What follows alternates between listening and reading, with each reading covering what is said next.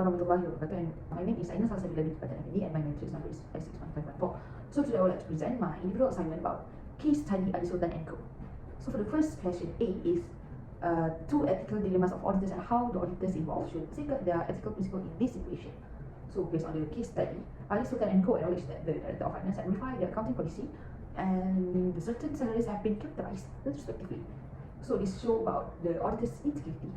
Because integrity is a characteristic that is defined as having moral standard and ethics. Hence, the safeguard that Aziz Sultan and Co., which is the auditors, should implement is they need to document the adjustment made by the Director of Finance, and that documentation will be crucial in proving that the Director of Finance was the one who made the unauthorized change. And next, they need to report the unauthorized adjustment to the relevant regulatory authorities, because if the unauthorized change are found to be illegal or fraudulent, Aziz Sultan and Co. may be required to report them to the relevant regulatory authorities. So next, the second one is the Director of Finance says that hospital will select the new auditors if for the following year if Aziz Sultan and Co. Decline to accept it. So the Director of Finance makes threat to inform the local newspaper that the auditors firm is working to inflate the auditor's financial situation. As a result, auditors are required to avoid any conflict of interest that might skew their decision. So threats are made by the Director of Finance to select new auditors for the upcoming year and to inform the local newspaper that Aziz Sultan and Co. is working to distort the hospital's financial situation may be interpreted in this instance as an attempt to persuade the auditor's conclusion. So the safeguard that they should implement is to document all communication with the Director of Finance, including her threats.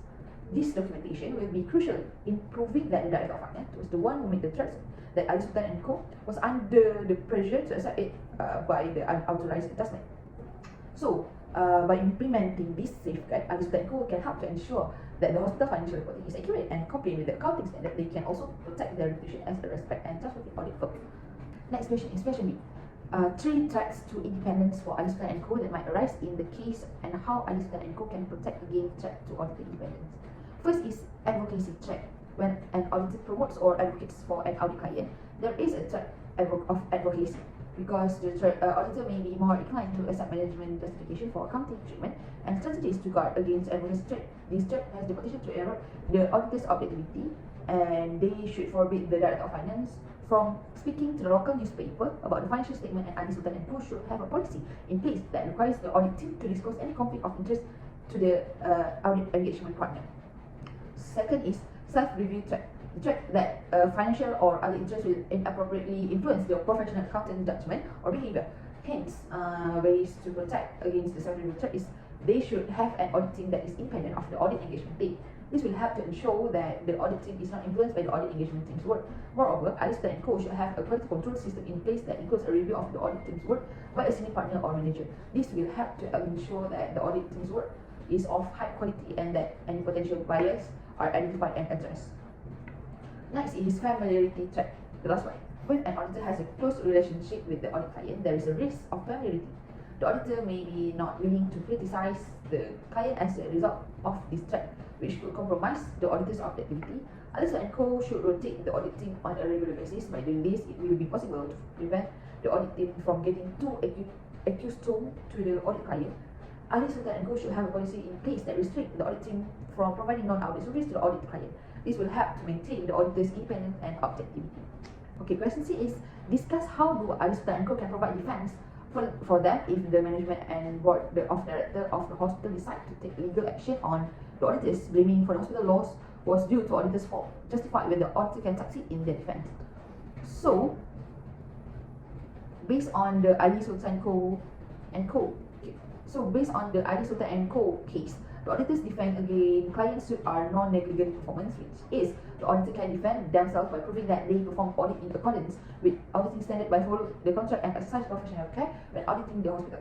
This is demonstrated by the auditing discussion of the finance director fraud and rejecting to allow the Director of Finance to modify and change the accounting policy. In order to secure the 3 million capital grant in the event that they achieve break-even control this year, the Director of Finance altered their accounting policies in violation of MFRS 108, which is another way the auditors can defend themselves by arguing that the Director of Finance action is not the auditor's negligence, because the company to achieve break-even control, they can provide evidence that the company's financial performance was primarily influenced by operational factors, not accounting irregularities. It is similar. This case is still similar to the case of Kenco Inc., versus Statement and Statement 1982. Kenko Inc. was a publicly traded company to detect the fraud, and Kenko eventually filed for bankruptcy. A class action lawsuit was filed against Kenko and Statement by investors who had purchased Kenko stock at inflated prices due to the company's fraudulent representation. Lastly, the last defense that auditor can succeed is ISO technical may raise is that the client's loss are not the result of the breach, since the auditor is unable to identify the client's fraud, which involves drastically altering the accounting policies up until the point where the auditors are unable to identify the fraud they had. So that's all from me. Thank you.